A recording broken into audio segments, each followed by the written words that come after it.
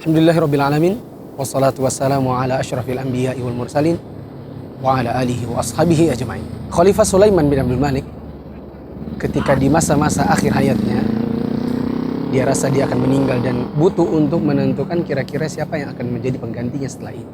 Maka dengan asisten khusus yang juga seorang tabi'in yaitu Raja bin Hiwah, dia nanya, "Raja, kira-kira kalau seandainya saya nanti meninggal, siapa yang saya akan tunjuk sebagai khalifah pengganti?" Kata Raja, "Coba sebutkan satu persatu." Sulaiman bilang, "Kayaknya mungkin anakku yang satu itu. Ada anaknya satu." Raja bilang, "Masih kecil. Bagaimana mungkin negara besar diserahkan kepada urusannya kepada anak kecil? Oh, kalau gitu anakku yang lagi di medan perang gimana?" Kata Raja, "Jangan. Dia wafat atau belum, masih hidup atau tidak, itu aja kita belum tahu. Bagaimana kita memberikan amanat pemerintahan kepada orang yang kita tidak tahu hayatnya? Bagaimana kalau fulan. Raja selalu, kayaknya jangan. Yang itu ada catatan." Sampai pada nama Umar bin Abdul Aziz. Maka Raja bilang, "Kalau itu saya setuju. Bukankah orangnya begini, begitu?" Disebutkan semua kebaikan. Lalu Sulaiman berpikir, tapi Umar bin Abdul Aziz bukan keturunan Abdul Malik. Saya, Sulaiman bin Abdul Malik. Saya punya saudara, ada Hisham bin Abdul Malik, ada Walid, ada Yazid. Kira-kira kalau saya tunjuk orang yang bukan keturunan Abdul Malik, apa kata mereka nanti?" Maka Raja bilang, "Kalau gitu gini aja. Kita bikin opsi 1 Umar bin Abdul Aziz. Opsi 2 Yazid bin Abdul Malik. Jadi ada 2 nama disandingkan dan salah satunya adalah keturunan Abdul Malik." Setujulah Sulaiman dan akhirnya dibuat semacam surat wasiat.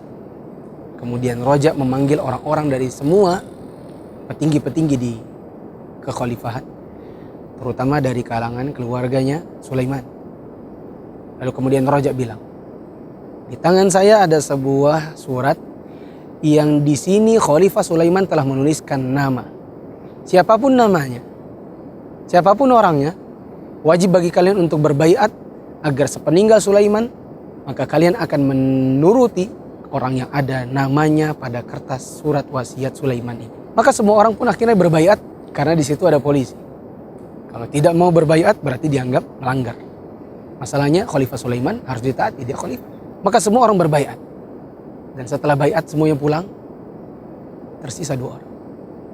Hisham bin Abdul Malik, Umar bin Abdul Aziz.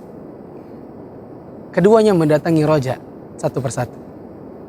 Hisham bilang, "Wahai Raja, sebutkan kepadaku siapa namanya."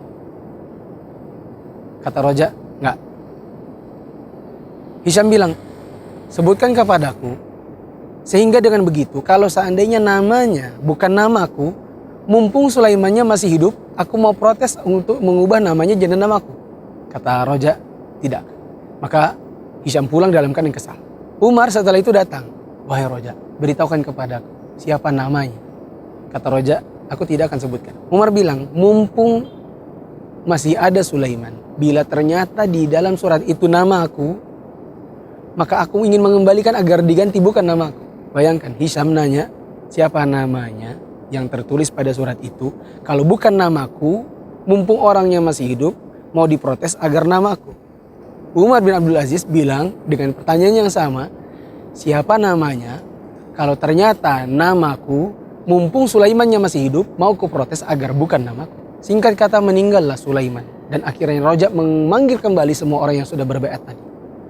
Kata Raja, Khalifah sudah wafat. Dan pada hari ini kita akan melaksanakan isi yang pernah kalian berbaiat padanya. Yaitu untuk menaati, mengikuti perintah orang yang namanya sudah tercantum pada kertas ini sebagaimana yang ditulis oleh Sulaiman bin Abdul Malik, Khalifah sebelum. Maka dibukalah kertas itu dan disebutkan, pengganti Khalifah adalah Umar bin Abdul Aziz. Hisham yang ketika itu datang kemudian beristirja, "Inna lillahi wa inna ilaihi raji'un." Karena bukan dia. Sedangkan Umar bin Abdul Aziz mengatakan, "Inna lillahi wa inna ilaihi raji'un." Soalnya itu dia. 2 orang dengan ucapan yang sama, "Inna lillahi wa inna ilaihi raji'un." Yang satu adalah bukan namanya, yang satu adalah karena itu namanya. Yang satu begitu getol, gila untuk mendapatkan kekuasaan pengganti. Sedangkan yang satu begitu ketakutan untuk mendapatkan kekuasaan. Meskipun akhirnya tenang karena sekali lagi ada nama saudaranya Sulaiman yaitu Yazid sebagai pendamping. Teman-teman yang dirahmati Allah.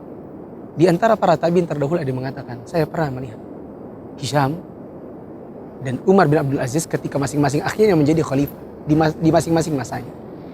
Umar bin Abdul Aziz ketika akan meninggal, dia meninggalkan hanya 10 dirham. Ditanya kepada dirinya, kau punya anak belasan, mau ditinggalkan hanya dengan 10 dirham. Belum lagi 9 dirham sudah buat urusan pemakaman, berarti warisannya cuma 1 dirham buat anak belasan. Mereka kasihan tuh. Mereka dapat apa? Apa yang akan terjadi kepada mereka dengan uang yang cuma segitu? Maka Umar bin Abdul Aziz mengatakan, aku tinggalkan kepada mereka, aku wariskan kepada mereka ketakwaan kepada Allah. Yang dengan ketakwaan kepada Allah, Allah akan bantu mereka. Aku tidak mewariskan harta yang aku khawatir kalau mereka banyak harta dan kaya, justru mereka akan bermaksiat kepada Allah. Dan Allah akan hancurkan mereka. Hisham bin Abdul Malik ketika hampir wafat mewariskan 1 juta dinar, bukan dirham. Dirham tadi perak. Dia wariskan 1 juta dinar emas kepada belasan anaknya. Sampai ada yang berkata, Masya Allah begitu banyaknya harta yang diwariskan. Tapi apa yang terjadi?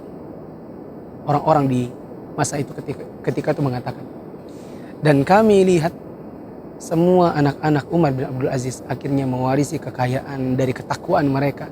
Dan mereka masing-masing berinfak, mensedekahkan 1 ekor kuda buat jihad per orang.